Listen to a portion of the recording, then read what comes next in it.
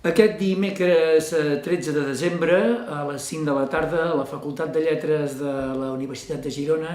tindrà lloc la presentació de les conclusions i el tancament del projecte de recerca que s'ha portat a terme durant aquests últims 4 anys, projecte EVA, un projecte sobre l'apoderament juvenil. La idea és fer un acte senzill, un acte en el que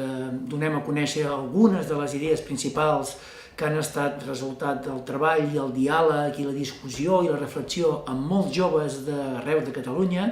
i poder-ho compartir amb tots vosaltres, amb aquella gent que ha participat directe o indirectament, amb aquells joves que tenen inquietuds i volen conèixer què hi ha darrere d'aquest concepte genèric i amb aquelles institucions i entitats que treballen en joves i probablement els hi pot interessar conèixer